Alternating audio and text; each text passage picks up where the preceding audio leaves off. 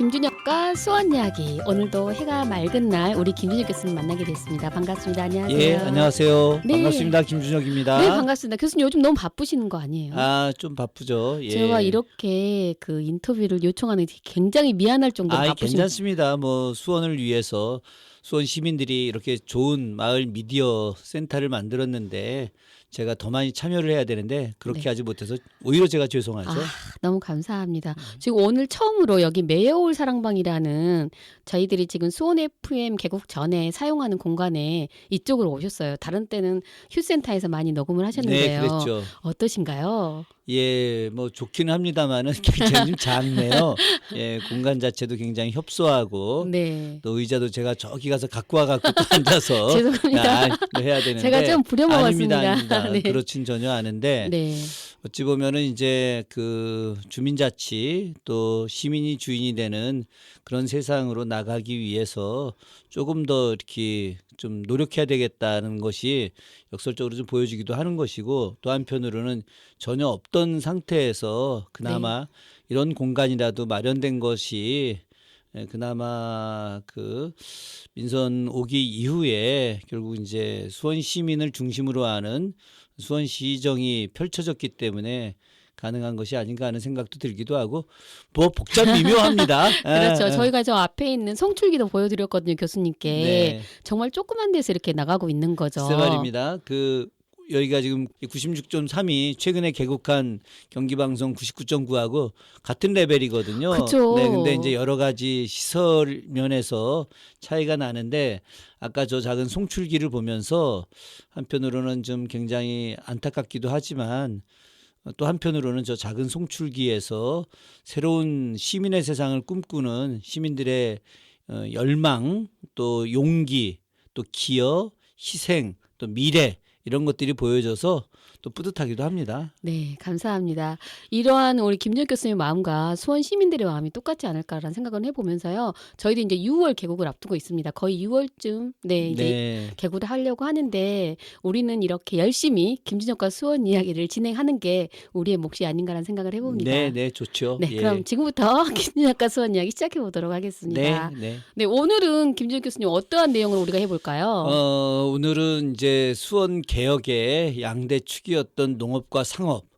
지난번에 이제 농업 이야기를 좀 했었으니까 오늘은 이제 상업에 대한 이야기를 좀 해볼까 합니다. 네, 저희들이 수원 남문에 가면 정말 시장이 9개가 있어요. 네. 정말 저는 왜 그렇게 많은지 또 상인회가 왜 이렇게 많은지 이런 생각을 많이 해봤거든요. 네, 수원에 전통시장이 22개 시장이 있고 그 중에서도 거의 반 가까이가 팔달문 일대에 있죠. 뭐 이름만 대면은 팔달문 시장이 있고 또 남문시장이 있고 영동시장이 있고 지동시장이 있고 못골시장이 있고 미나리강 시장이 있고 저 외우기 정말 힘들었어요. 예, 그리고 크로바 시장도 있고 그래요. 예전엔 그 시장 안에 영동시장 안에 수원 백화점이라는 게 생겼습니다. 그래서 처음으로 에스컬레이터가 있었죠. 근데 이제 올라가는 에스컬레이터는 있었는데 내려오는 에스컬레이터가 없었어요. 그랬어요. 예.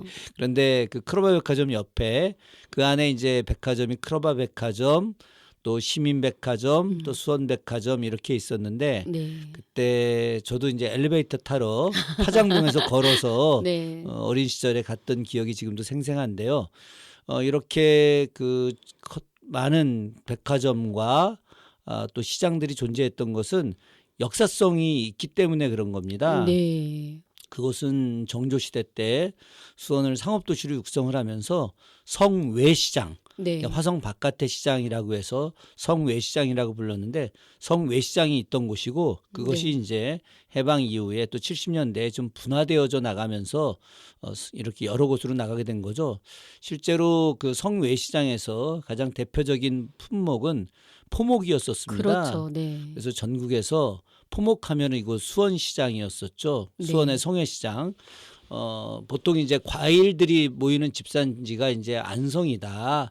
또 그 뭐 모시 이런 것들이 모이는 곳이 이제 생산은 한산 많이 하지만은 그러나 전국에서 팔도에서 이런 옷감들이 만들어져서 모이는 곳이 수원이었고요. 수원에서 다시 또 그것이 전국적으로 유통이 되는 뭐 이런 곳들이었었는데 실제로 이런 그 포목만이 존재했던 것이 아니라 수원은 당대 최고의 상업도시로서 8가지 품목이 만들어졌던 아주 특별한 곳.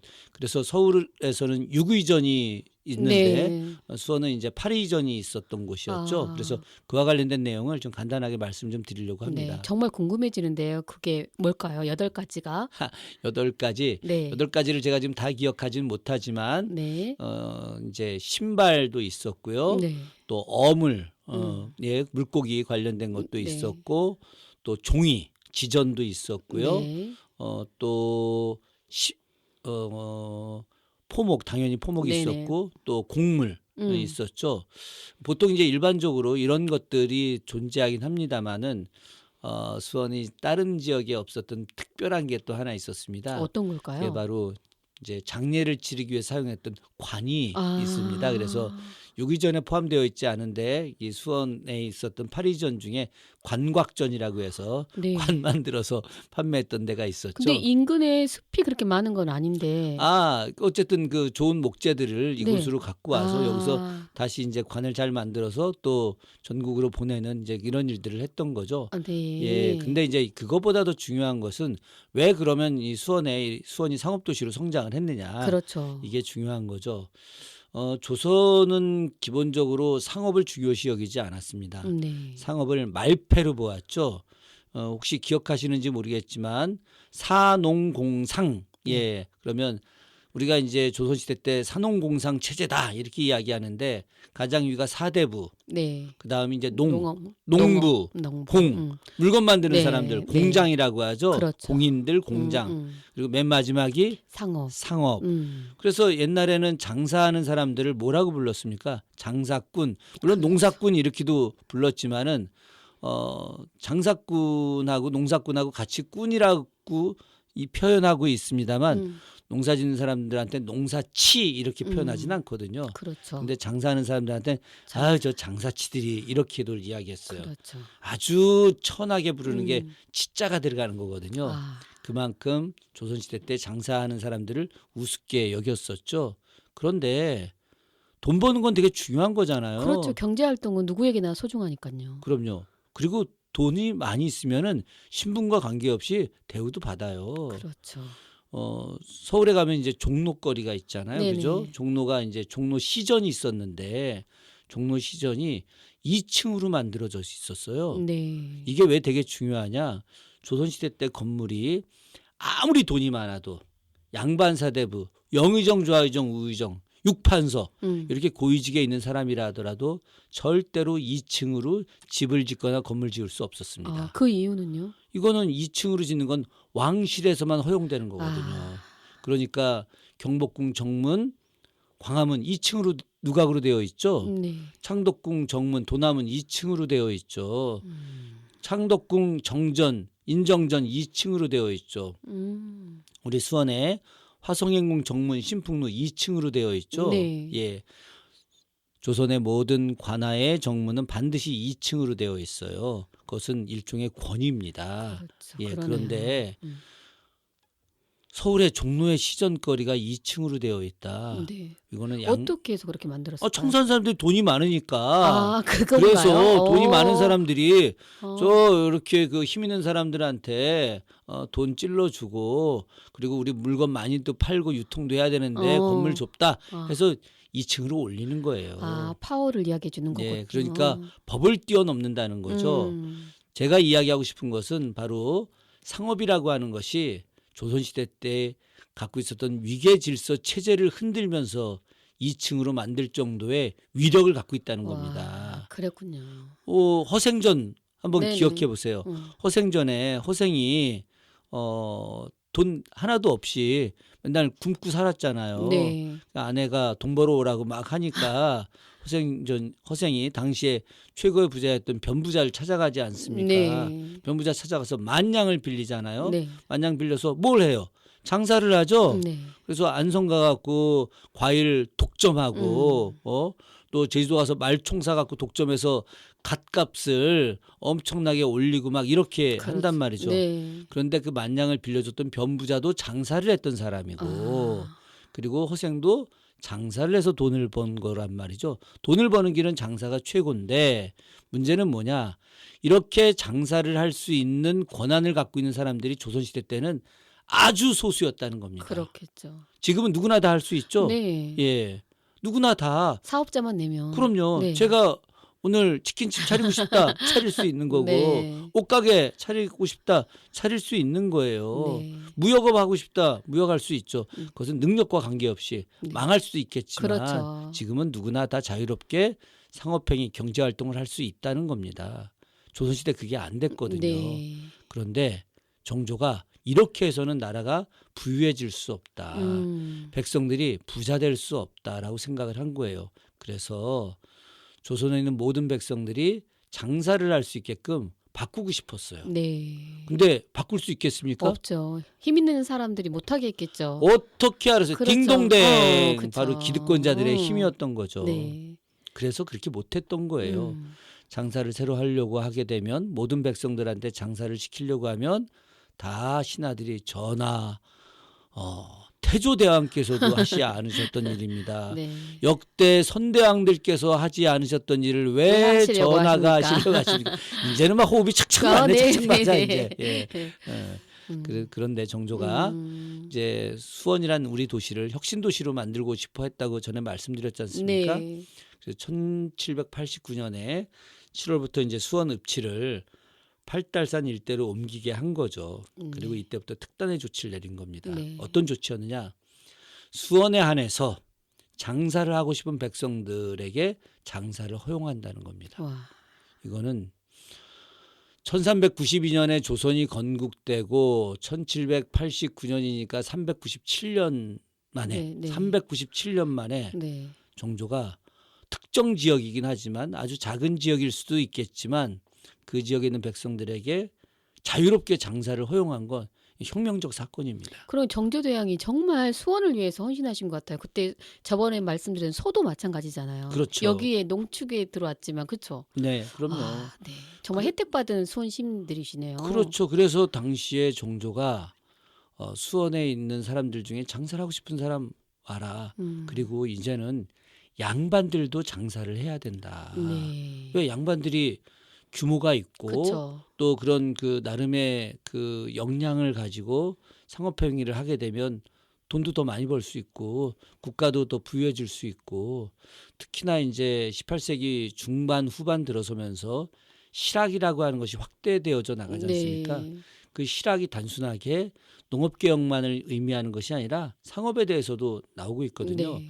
영조 때 아주 유명한 실학자 유수원이라는 분이 네. 우서라고 하는 책을 썼는데 그 안에 상공업진흥론 나오는 것이고 정조 때도 청나라 갔다 온 사람들 많이 있잖아요. 그쵸. 뭐 박지원도 있겠고 네. 박제가, 이덕무, 유득공 뭐 이런 사람들이 있는데 정조가 즉위하고 나서 바로 박제가하고 이덕무가 청나라 갔다 오고 그리고 나서 곧 썼던 책이 북학의예요. 북학을 배우자 뭐 네. 이런 건데 북학의 안에서도 바로 청나라 사람들의 상업론에 대해서 이렇게 저술을 하고 우리도 상업을 말패로 볼 것이 아니라 존중해야 되고 누구든지 다 장사를 해야 된다. 네. 박제가는 정말 대단한 사람이었고 박제가의 책을 읽고 나서 연안 박지원도 그 뒤에 청나라에 가거든요. 네. 청나라에 가서 이제 전체적인 기행문과 또 아까 우리 허생전 이야기했지만 네네. 그럼 우리나라 사람들이 갖고 있었던 일종의 뭐라고 할까 그 선비들이 갖고 있는 잘못된 정신들 그러니까 글쎄요 이 실질적인 것이 아니라 허례 또 허위 의식 네. 이런 거 있지 않습니까? 네네. 이런 것들을 까는 글들을 허생전으로 쓰면서 그게 이제 열하일기에 담겨 있게 된 건데 네. 저는 그 열하일기를 읽으면서 제일 감동적이었던 것이 박지원의 생각이에요. 네. 박지원이 자기가 보니 중국엔 가서 보니 네. 보물이 두 개가 있다. 예, 중국엔 보물이 두 개가 있는데 그 보물이 하나가 깨진 기와장이고 하나가 길거리에 버려진 소똥이다. 왜 이게 보물이냐 써놨어요. 왜일까요? 왜일까요? 저도 궁금해져요.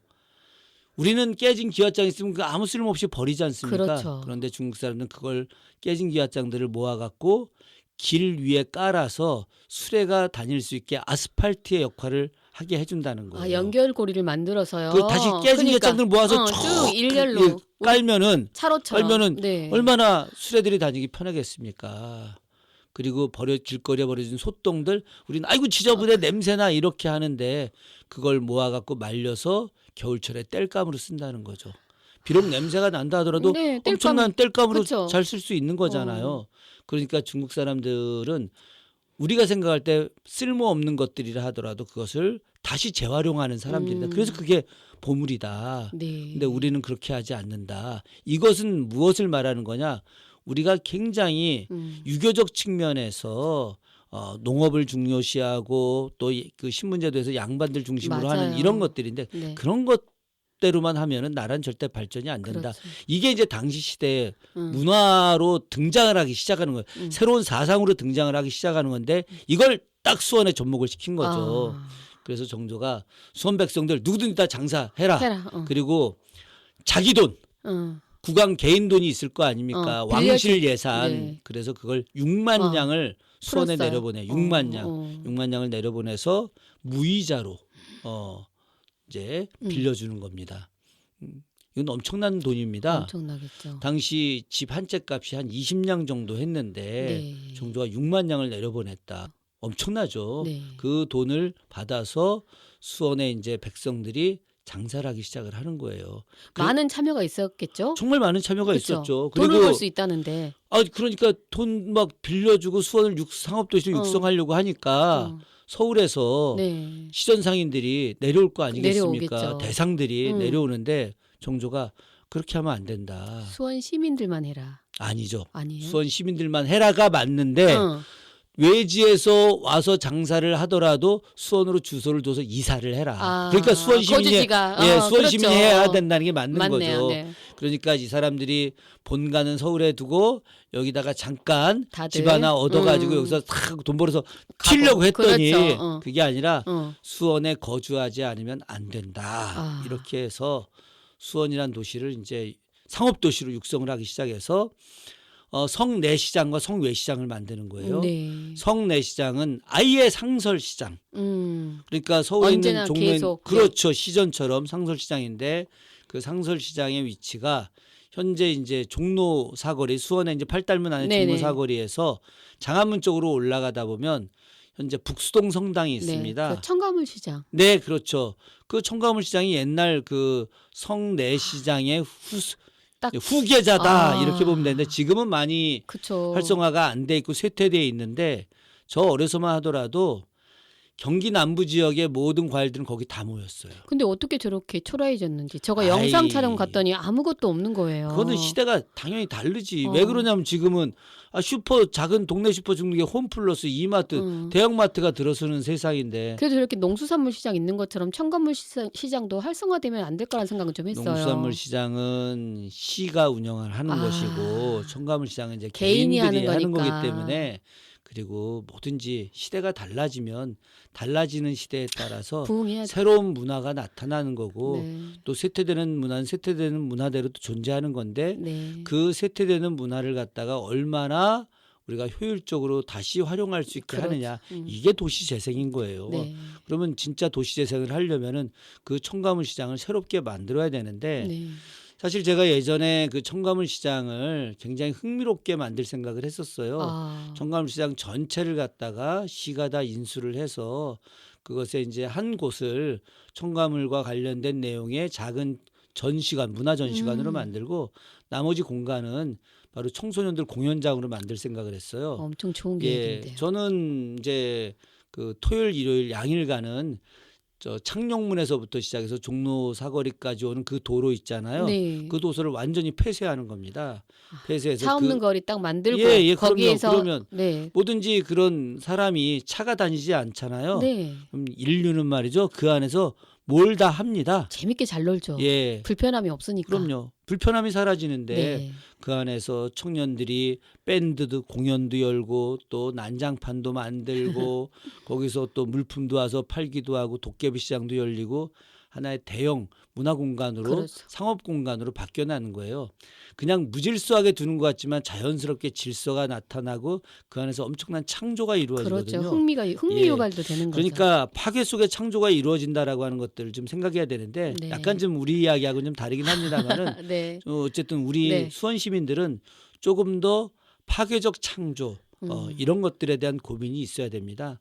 반발자국 나가려고 하지 말고 10걸음을 먼저 나가서 사고하는 생각을 갖게 되면 도시 전체가 엄청나게 바뀝니다. 어쨌든 그 당시에 성내시장을 만들어서 서울의 대상들이 오게 됐고 그들이 네. 여기 지역에 머물면서 상업을 활성화하게 되죠. 그리고 성 바깥에 네. 아까 이야기했던 영동시장, 지동시장, 팔달문시장 네. 뭐 이 일대 네. 시장을 정기시장으로 만드는 거죠. 5일장 네. 정기시장으로 만들어서 경기도 일대 전체의 사람들이 이곳에 와서 물품을 사고 팔고 하게 되는 겁니다. 예전에 태백산맥 네. 소설 네. 조종래 선생님이 태백산맥 소설을 쓰면서 수원 사람의 이야기를 쓴 게 있어요. 그 계엄군 사령관으로 내려갔던 심재모란 분입니다. 그 심재모에 대해서 청송심씨인데 네. 제짜 악녀 분이었죠. 심재덕 시장님하고 연결되어 같은 있는데. 악녀인데 그때 이제 심재모의 아버지가 영동시장에서 포목점 상인이었다 이렇게 이야기합니다. 네. 그래서 이제 심재모가 이제 일본으로 유학을 갔다가 거기서 학병으로 징집이 돼서 남양군도까지 지금 이제 저 사이판 일대까지 네네. 갔다가 돌아온 사람이었다. 민족 정신을 갖고 있었던 이제 투철한 군인이었다. 뭐 이렇게 이제 이야기가 전개되는데 네네. 여기서 핵심은 바로 조종래라고 하는 작가에 대한 수원 생각은 상업도시라고 하는 거예요. 그 지역을 이끌어가는 사람은 바로 영동시장의 상인이다. 네. 이런 거죠. 그만큼 성장을 한 거죠. 조종래 씨가 이거 와서 봤을 때. 그렇죠. 그만큼 정조시대부터 해서 지금까지 오다 보니까 엄청 많은 발전을 이뤘던 거죠. 그렇죠. 당연히 그렇고 또 수원이라고 하는 도시가 이제 조선 후기에 정조시대 이후에 상업도시로서의 위상을 아주 명백하게 갖고 있는 겁니다. 그러니까 정조 때 이렇게 수원에서 장사를 2년을 누구든지 다 네. 자유롭게 하고 나서 이제 그 뒤에 엄청난 혁명적 사건이 벌어지죠. 어떤 게 그게 바로 1791년에 있었던 신해 통공이라는 겁니다. 신해 통공이라고 하는 것은 신해년 1791년이 신해년이고 네. 통공이라고 하는 것은 모든 사람들이 자유롭게 공업과 상업을 다 통할 수 있다. 장사를 할 수 있다는 거죠. 그러니까 1392년 건국하고 399년 즉 400년 가까이 돼서 그 이전까지 어느 누구도 국가로부터 허락을 받지 않으면 장사를 할 수 없었는데 그것도 소수의 아주 독점 상인들만이 그렇죠. 장사할 수 있었는데 이제 전국적으로 수원만이 아닌 아니라 모든 백성들이 누구든지 장사하고 싶으면 자유롭게 장사할 수 있는 그런 시대가 열린 거예요. 개방되었네요. 그럼요.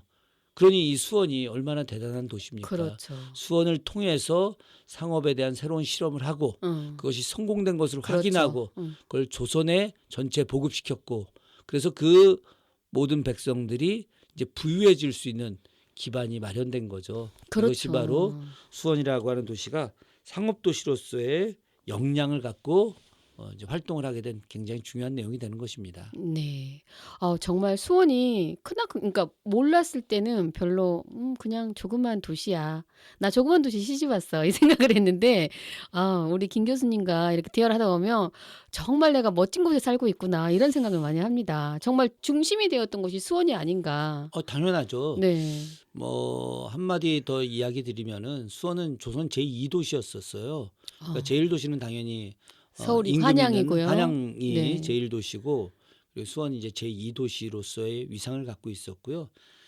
조선 후기에 직급으로 치자면은 사실은 수원이 더 높아요. 그러니까 위상 자체는 한양이 더 크지만 수령 네. 한성 판윤보다 바로 수원 유수가 더 직급이 높습니다. 그게 정조가 만든 특별한 거예요. 그래서 정조는 이제 수원 유수를 정경급 이상 재직자에 한해서만 보낸다. 네. 특별 명령을 내리는 네네. 겁니다. 그럼 여기서 정경급 이상이라고 하는 것은 판서를 역임한 사람에 한해서만 수원 유수로 올 수 있는 와. 거예요. 한성판윤으로 있다가 판서를 가거든요. 네네. 그러니까 체급이 다른 정말, 거죠. 네. 판서 하다가 이제 수원 유수 오는 거하고 네. 한성판윤 하다가 이제 기회가 돼서 자리가 생기면 판서 승진하면 와 영전했다 뭐 이런 거고 우린 판서들 사이에서 우리 언제 수원 유수 가나 막 이런 서로 거고. 경쟁하셨겠네요. 예, 수원 유수하고 나서 정승으로 가는 길이거든요. 와. 원래는 이제 정승들이 내려왔었는데 네네. 이제 그것은 이제 정조 시대 이후에는 판서 이상이 이제 수원 유수로 오는 이만큼 위상이 높았던 도시입니다. 이런 것들에 대해서 자부심을 가져야 될 것 자부심 같아요. 가져야죠. 그러니까 수원의 역사를 조금 더 알게 되면 네. 내가 사는 수원이 사랑스럽고 자랑스러워져요. 네. 그러면 사랑스럽고 자랑스러워지면 무슨 일을 하게 되느냐? 이 도시를 발전시키기 위해서 내가 어떤 일을 할 것인가에 대한 고민이 생기는 거예요. 우리 윤양욱 대표님 지금 네. 그렇게 하고 있는 네. 거잖아요. 아니 제가 어제 음. 그 시민협의체 교육을 갔는데 거기에서 지역가치, 마을가치, 시민가치 이런 4가지가 있었어요. 나한테 어떠한 가치로 무엇을 하고 싶냐고 그래서 제가 지역가치라고 했거든요. 왜냐하면 저는 방송 활동가다 보니까 우리 수원을 알리고 또 수원의 정보를 좀 누군가에 전달하고 싶고 이런 마음이 커져서 내가 나의 놀이터처럼 미디어 활동을 나의 놀이터처럼 하고 싶다라고 말을 했는데 오늘 교수님과 또 이러한 이야기를 한다는 생각이 드네요. 다 하늘의 인연입니다. 네. 네. 수원 살고 있는 것에 대한 자부심을 갖기를 네. 늘 희망하고 있고 네. 또 그것을 퍼뜨리는 역할을 지금까지 해오고 있는데 네. 앞으로도 그 일은 제가 더 노력을 할 거예요. 네. 시민 여러분들께서도 더 즐거운 마음으로 수원을 사랑하고 네. 또 수원을 위해서 무엇을 할 것인가에 대한 고민을 하시면 네. 좋지 않을까 하는 생각이 듭니다. 오늘도 너무너무 감사드립니다. 우리 수원은 전통이 살아있는 도시, 문화가 살아있는 도시, 사람이 살기 좋은 도시. 저는 이렇게 생각하거든요. 맞습니다. 또 미래가 있는 도시죠. 네. 그렇죠, 교수님. 혹시나 이렇게 김준욱 교수님과 이런 이야기 좀 듣고 싶다 이런 분들은 우리 수원 FM 홈페이지가 있습니다. 거기에 댓글 남겨주시면 여기 함께 참여하셔서 대화할 수 있거든요. 홈페이지에 연락처라든가 댓글 많이 부탁드리겠습니다. 꼭 부탁드립니다. 네. 그리고 혹시 이제 지금 시간이 다 됐거든요. 이렇게 꽃피는 봄, 우리 수원 시민에게 희망을 줄 수 있는 노래 한 곡 선곡 부탁드릴게요. 그 제목이 기억이 안 나네. 어떤 게 있을까요? 봄처녀 제 봄처녀인 것 같습니다. 이 노래 네. 제목 한번 확인해 주셔갖고 네. 이 노래 좀 한번 꼭 좀 틀어주세요. 네. 우리 수원 시민 여러분 또는 우리 전 국민이 듣고 계실 수도 있습니다. 왜냐하면 팟빵이나 유튜브에서 김준혁과 수원 이야기를 치면 나옵니다. 저희들의 방송이. 네. 봄처녀 재우시네. 네, 틀어드리고 여기서 이만 인사드리도록 하겠습니다. 네, 김준혁 교수님 오늘도 감사합니다. 네, 고맙습니다. 네, 지금까지 로라 윤영옥이었습니다. 고맙습니다.